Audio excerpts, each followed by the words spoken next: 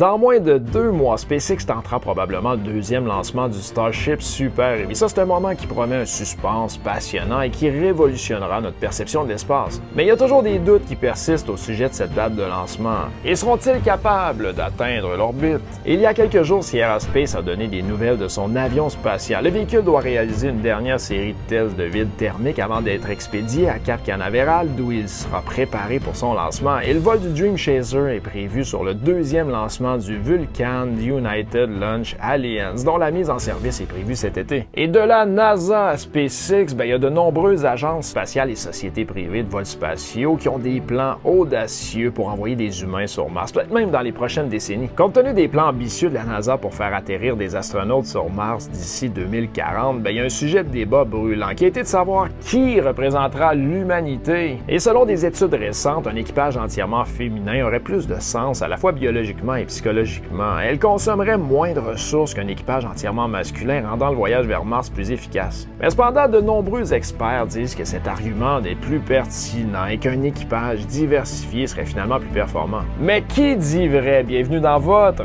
Actualité spatiale Show!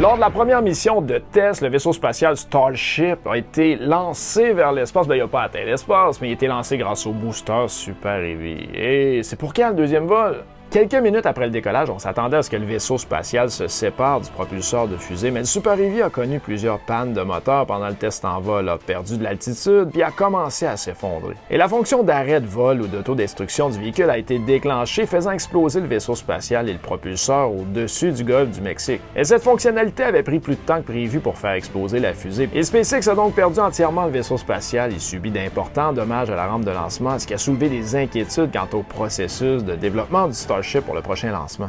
Et selon la grande majorité des ingénieurs, avec les dommages au pad puis la nécessité de retravailler l'infrastructure de lancement, il y avait probablement au moins 7 à 9 mois de travail avant le prochain lancement. Mais le PDG de SpaceX était resté optimiste quant au calendrier de la prochaine tentative. Oui, Elon Musk avait déclaré que ça prendrait quelques mois avec un effort soutenu de toute l'équipe. Mais récemment, Musk a d'ailleurs fourni des détails plus spécifiques sur l'événement dont il dit que les mises à niveau majeures du pad de lancement devraient être terminées dans environ un mois seulement, puis un autre mois de tests de fusée, puis ça sera le vol numéro 2 du Starship Super Heavy. Puis ça indique donc que le deuxième lancement a été planifié, puis si tout se passe comme prévu, nous verrons Starship essayer d'atteindre l'orbite en août. Oh, l'excitation continue de monter! De nombreuses données ont été recueillies à partir du premier vol d'essai, ce qui leur permettra d'éviter une catastrophe lors de la deuxième tentative. Il y a des modifications importantes qui sont en cours à Starbase pour assurer des lancements plus fluides et plus efficaces. Une amélioration notable implique l'installation d'une plaque d'acier refroidie à l'eau et d'un système de déluge. Il y a plein d'autres chaînes qui en parlent en profondeur, puis je vous encourage à aller les voir, elles sont géniales, mais ici, on vulgarise, donc on essaie de garder les choses simples,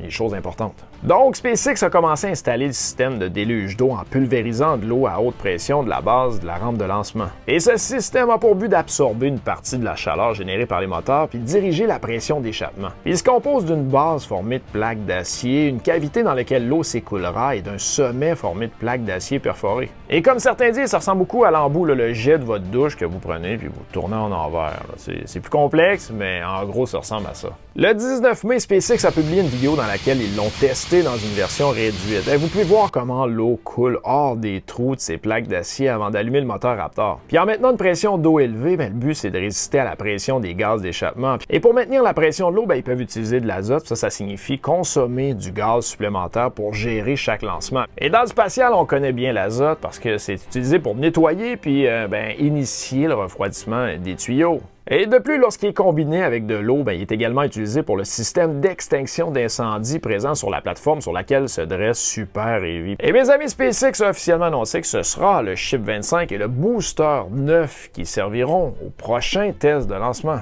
Étant donné que le Ship 24 a fourni des données limitées à partir du premier lancement, la société tentera un autre vol avec une configuration similaire. Le Ship 25 est arrivé sur le site de test puis a été placé sur le pad pour effectuer des tests d'incendie statique impliquant les 6 moteurs Raptor. Et du côté du booster 9, il est actuellement placé à l'intérieur de la Mega B où les techniciens terminent l'installation des derniers moteurs puis du matériel de vol. Et il y a des modifications qui sont également apportées à certains composants reliés à la combustion des moteurs Raptor et à une refonte complète du système de contrôle du vecteur de poussée ou TVC qui veut dire Thrust Vector Control, c'est les moteurs au centre du booster pour contrôler tes moteurs.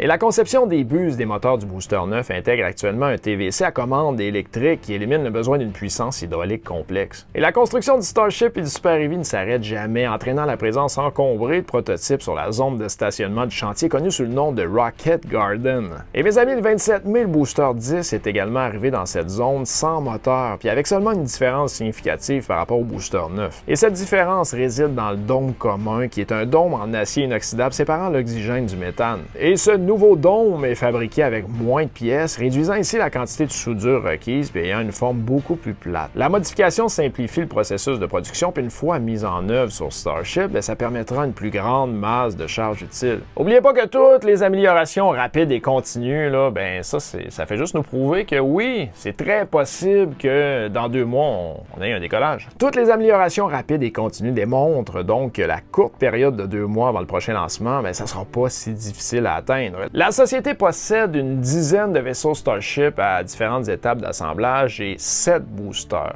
Et ça démontre les énormes capacités de fabrication de SpaceX surpassant de loin toutes les autres entreprises de l'industrie. La NASA est énormément investie dans le succès du Starship depuis qu'elle a attribué à SpaceX un contrat de 3 milliards de dollars en 2021. Et c'est certain qu'un deuxième lancement réussi, dans ce cas-là en orbite, n'oubliez pas que réussi, c'est particulier, mais c'est un test. Donc le premier lancement, la réussite du premier lancement, c'était juste de quitter la rampe de lancement sans que ça explose. Fait que c'était une réussite. Bref, ça pourrait accélérer les étapes de développement parce que SpaceX pourrait maintenir le calendrier de la NASA, puis peut-être même, vous allez trouver ça drôle, là, mais je vais le dire quand même, devancer la mission Artemis 3 et permettre à des humains de marcher sur la Lune et y établir une base. Mais la vision d'Elon Musk pour son projet Starship va bien au-delà des missions de la NASA. Il vise à dominer le marché du transport spatial puis à permettre la colonisation de Mars qui nécessiterait de nombreux vols de Starship. Et les subventions de la NASA lui donnent donc les moyens de développer puis de concevoir son voyage vers Mars. Nous sommes bien au-delà de la Lune. Ça coûte rien de rêver. Pas certain. Qui c'est celui-là? Celui-là, c'est Forrest Gump. C'est juste l'idiot du village. Et le croirez-vous? J'ai pu aussi aller à l'université.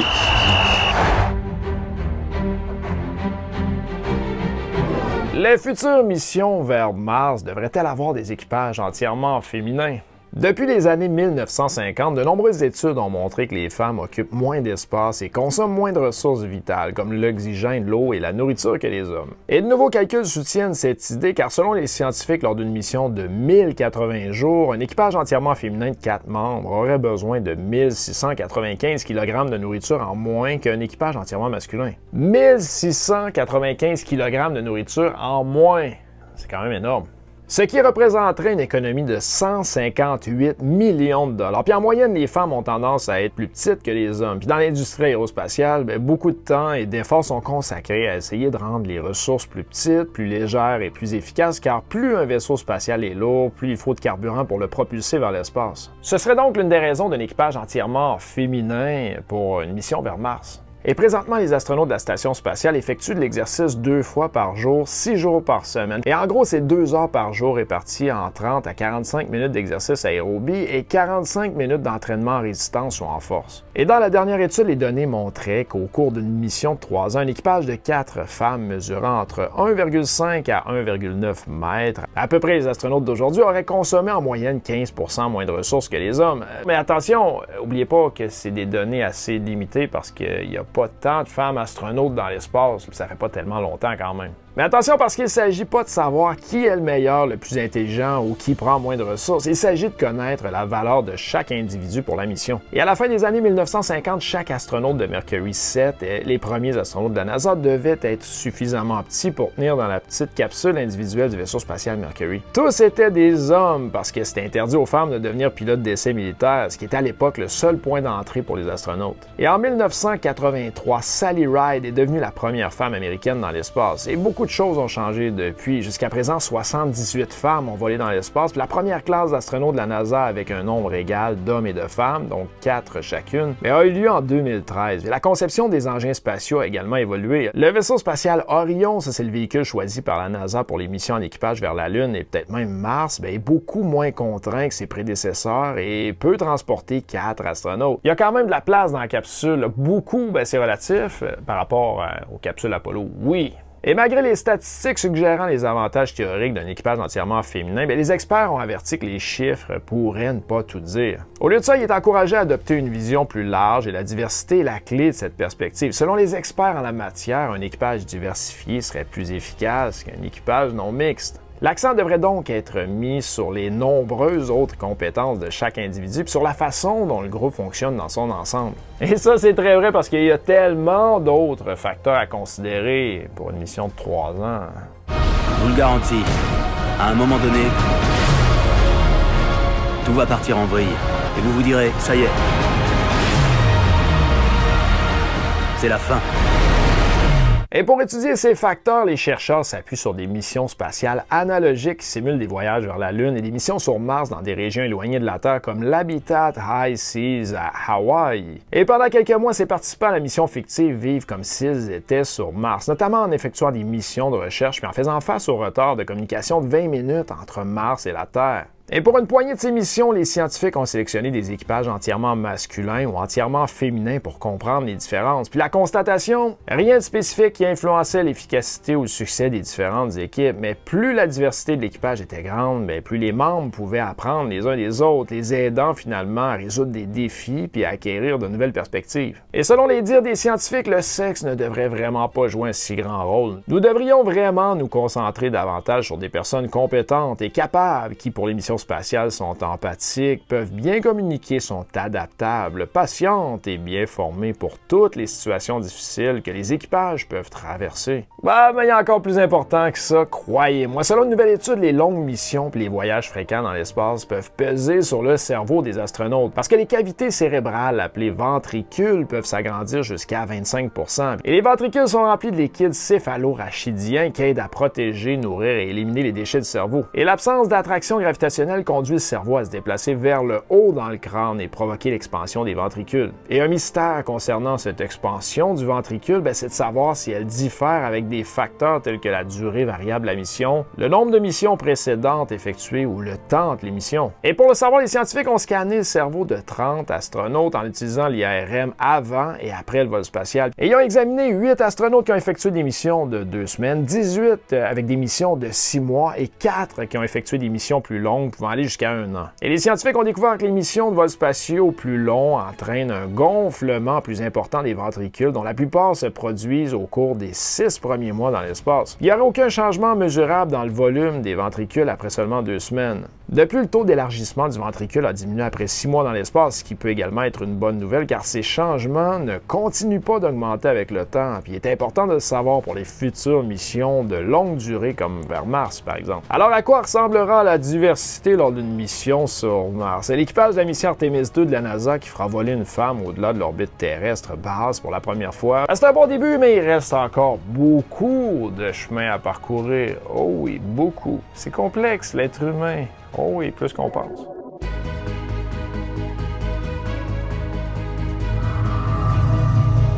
Le Dream Chaser de Sierra Space, c'est un nouveau véhicule spatial qui se présente sous la forme d'un avion. C'est assez différent avec toutes les capsules et les modules qu'on connaît, mais c'est pour bientôt. Oh oui! Le Dream Chaser devrait donc devenir le 5e véhicule de ravitaillement de l'ISS. La semaine dernière, la compagnie Sierra Space a donné des nouvelles de son avion spatial. Il doit réaliser une dernière série de tests de vide thermique avant d'être expédié à Cap Canaveral, d'où il sera préparé pour son lancement. Et ce lancement est prévu vers la fin de l'année d'ailleurs. C'est certain qu'il y a plusieurs paramètres à gérer avant de confirmer confirmé la date précise, mais celui qui aura le plus d'impact selon moi, c'est vraiment le lanceur Vulcan de United Launch Alliance. Ben, c'est parce que sa mise en service est prévue cet été avec le lancement de la mission lunaire pérégrine d'Astrobotic. Puis le vol du Dream Chaser, lui, est prévu sur le deuxième lancement du Vulcan. Puis en attendant, ben, les équipes s'entraînent et testent les procédures du transfert du fret entre le véhicule spatial et l'ISS. Parce que j'ai pas besoin de vous dire que dans le premier Dream Chaser, ben, il n'y aura pas d'humain, mais du cargo. Mais Sierra Space prévoit de développer une version habitée de son avion spatial. Ce futur véhicule sera utilisé pour le transport d'astronautes vers la station spatiale Orbital Reef que Sierra Space développe en partenariat avec Blue Origins et plusieurs autres entreprises. Et Sierra Space prévoit d'avoir une section astronaute professionnelle à la NASA STAL. Tu pourrais appliquer? J'ai pas d'expérience. Et Sierra Space travaille sur un module de frais modulaire.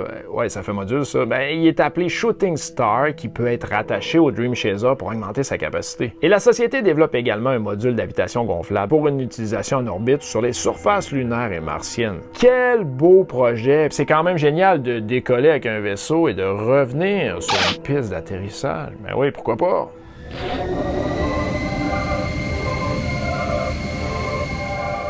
Saviez-vous comment les astronautes de la NASA avaient appris à voler la navette spatiale, ou cette brique volante, comme on l'appelait? La navette spatiale était vraiment révolutionnaire. Lorsque le design a été dévoilé pour la première fois dans les années 1970, les gens étaient habitués à l'idée d'envoyer des personnes en orbite ou même sur la Lune dans des capsules spatiales relativement petites. Mais les énormes navettes ailées avec leur palette de couleurs noir et blanc et revêtement de nouvelles dalles de systèmes de protection thermique ont captivé l'imagination du monde entier. Pourtant, malgré tout son glamour, la navette spatiale a posé d'énormes problèmes d'ingénierie à ses concepteurs et à ses opérateurs surtout. Et parce que le programme de la navette spatiale s'écartait du plan existant pour envoyer des humains dans l'espace, eh bien la NASA a dû tester, répéter et s'entraîner de manière approfondie pour chaque aspect de son profil de vol, en particulier l'atterrissage. Une navette atterrirait comme un avion sur une piste ou particulièrement comme un planeur parce que, il n'y avait pas de moteur pour son retour.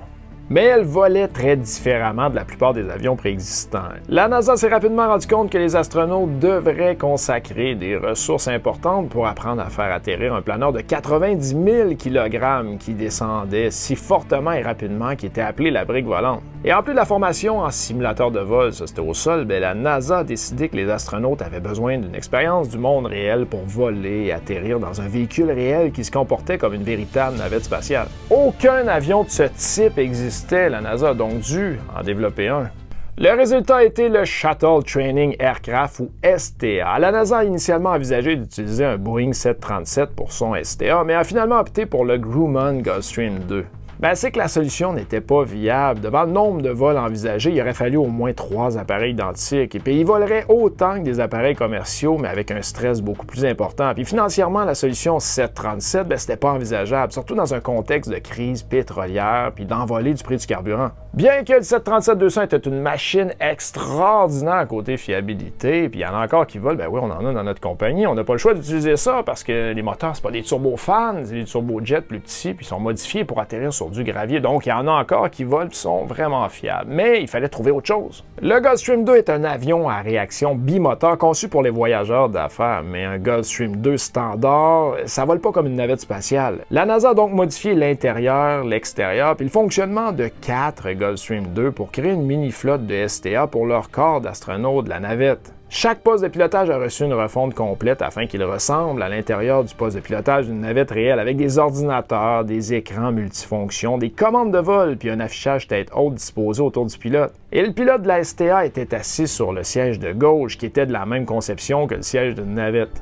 Et même les fenêtres et les cadres de fenêtres ont été remodelés pour reproduire la vue qu'un pilote aurait lors d'un véritable atterrissage de navette. Le siège de droite de chaque STA, où était assis le pilote instructeur, conservait les commandes et les instruments traditionnels de l'avion. Et les simulations se faisaient sur la piste de White Sands ou directement sur celle du Centre spatial Kennedy. Puis un vol d'entraînement typique dans la STA commençait par une ascension à 37 000 pieds ou 11 277 mètres. L'avion manœuvrait jusqu'à un point par le travers du site d'atterrissage prévu. Puis à ce moment-là, le pilote instructeur l'instructeur en place de droite lançait l'atterrissage simulé et reproduisait fidèlement les dernières minutes de la descente d'un orbiteur. L'instructeur abaissait le train d'atterrissage principal et déployait les 2 inverseurs de poussée en vol pour augmenter la traînée de l'avion. Le train d'atterrissage avant restait rangé à ce stade parce qu'il ne pouvait pas tolérer le stress de voler de cette manière. Et l'instructeur plaçait ensuite l'avion en mode simulation, puis à ce moment-là, les commandes de l'astronaute devenaient fonctionnelles. Et lors d'un atterrissage typique, une vraie navette survolerait la zone de la piste puis continuerait sur plusieurs kilomètres avant d'effectuer un virage à 180 degrés qui engloberait des parties des étapes vent-arrière de base et finale du circuit d'atterrissage.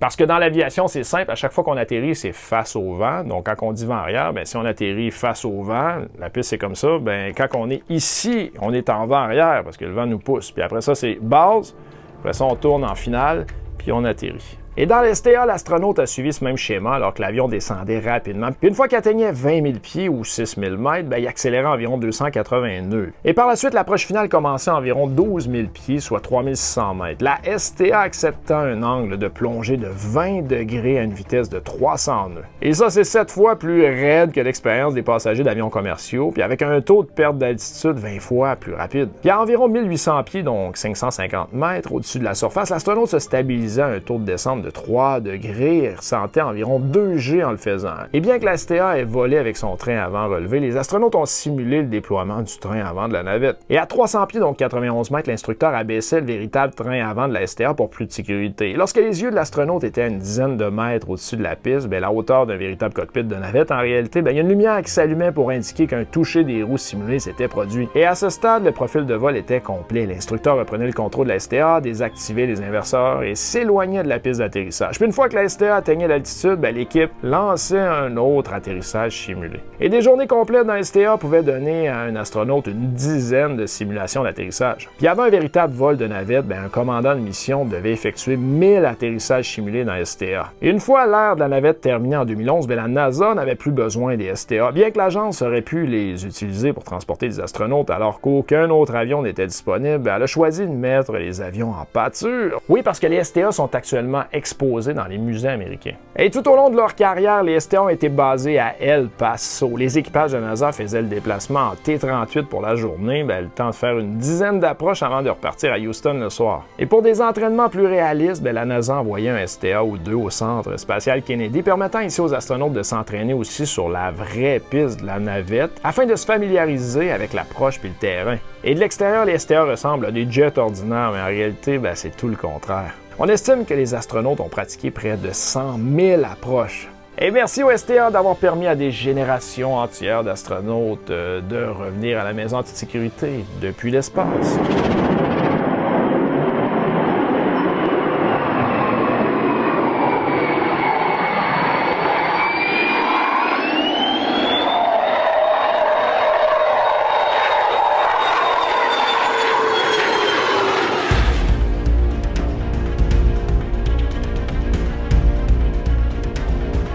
Et voici maintenant notre chapitre découverte de la semaine.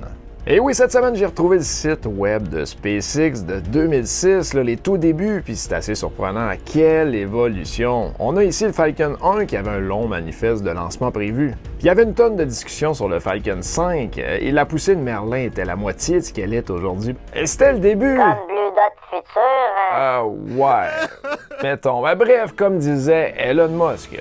Si quelque chose est suffisamment important, même si les chances sont contre vous, vous devriez quand même le faire. Ici, on a le rover Perseverance Mars qui a fait un zoom sur le cratère Belva. Des endroits comme celui-ci où la nature a fait les fouilles pour vous peuvent être parfaits pour observer les roches exposées sous la surface. Alors vive les météorites, puis merci Perseverance Mars qui est toujours là en train de travailler. Jour après jour, on l'aime. Il y a également l'hélicoptère martien Ingenuity. Ça, c'est une démo technique initialement prévue pour voler seulement 5 fois qui a effectué, imaginez, son 50e vol sur Mars. Et ça, c'est 10 fois plus. Mais disons que toute bonne chose a une fin. Puis la semaine dernière, les ingénieurs ont eu une petite frousse parce que c'était pas la première fois, mais disons qu'il a manqué à l'appel quelques jours. Lâche pas Ingenuity, tu resteras toujours dans les studios BDF. Et les nuages dits noctulescents sont les nuages les plus élevés qui existent sur Terre, puis ils se créent à la limite de notre atmosphère. On parle entre 80 et 90 km, c'est juste avant l'espace. Et ils sont formés de glace condensée sur de la poussière de météorites ou des cendres volcaniques. Et on a un très bel exemple ici. Oh que oui! Restons dans les phénomènes météorologiques. J'aime ça, moi.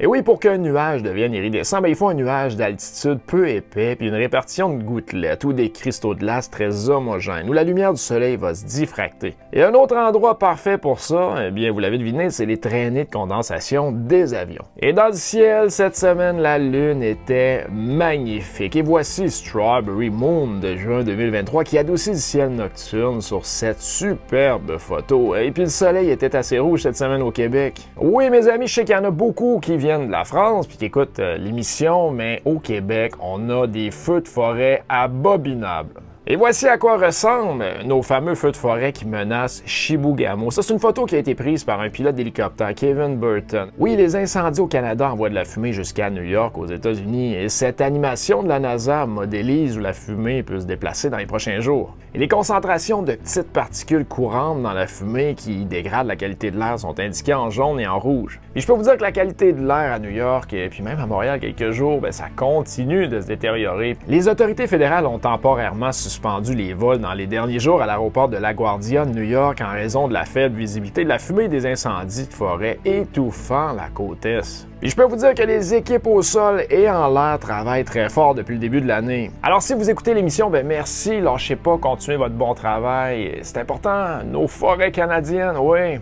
on vous aime. La NASA vient de publier une nouvelle vidéo avec des vues embarquées en HD de la mission Artemis 1 qui avait été enregistrée à bord. Et ici, nous apercevons la rentrée atmosphérique vue depuis un hublot, c'est toujours spectaculaire. Et on approche bientôt de l'équinoxe sur Saturne qui est prévu en mai 2025. Puis en gros, les anneaux feront face à la Terre. Étant donné qu'ils sont si fins, on les verra pratiquement plus. Et puis, Saturne continuera sa lente révolution autour du Soleil, puis après l'hémisphère sud, c'est l'hémisphère nord qui nous fera face. Et cette image du télescope Hubble, qui est toujours en vie, nous montre la galaxie Méduse JO206. Ça, c'est la 6e et dernière d'une série d'observations de galaxies Méduse. Puis les galaxies Méduse, ont leur nom à cause de leur ressemblance avec leurs homonymes aquatiques, oui. Et cette semaine, ça faisait déjà 56 ans que la caméra Eva Jane Cernan, qui filmait en dehors du module se détachant de l'écoutille Gemini 9 au-dessus de l'océan Pacifique, prenait cette magnifique photo. Et on n'oublie pas que les principaux objectifs du projet Gemini consistaient à prouver les techniques nécessaires au programme Apollo pour atteindre l'objectif d'atterrir un homme sur la Lune et de le ramener en toute sécurité sur Terre avant la fin des années 1960. Et parmi ces techniques, la plus importante, c'était le rendez-vous puis l'amarrage. Et ça, c'était nécessaire pour mettre en œuvre la méthode Lunar Orbit Rendez-vous qui était choisi par la NASA pour les missions d'alunissage. Et en gros, les objectifs supplémentaires de Gemini consistaient à prouver que les astronautes pouvaient travailler à l'extérieur de leur vaisseau spatial pendant les sorties dans l'espace, puis à s'assurer que le vaisseau spatial et les astronautes pouvaient fonctionner pendant au moins 8 jours, considéré comme le temps minimum pour une mission aller-retour de la Lune. Et ça complète votre actualité spatiale chaud de la semaine. Hey, merci à tous de croire au futur. Soyez vous-même. N'ayez pas peur d'être différent parce que vous n'influencerez pas le monde en essayant de lui ressembler. Et comme disait Confucius cette semaine, le bonheur n'est pas toujours dans un ciel éternellement bleu, mais dans les choses les plus simples de la vie. Et d'ici là, n'oubliez pas d'être Blue Dot parce que le futur, ça commence maintenant. Adios, amigos.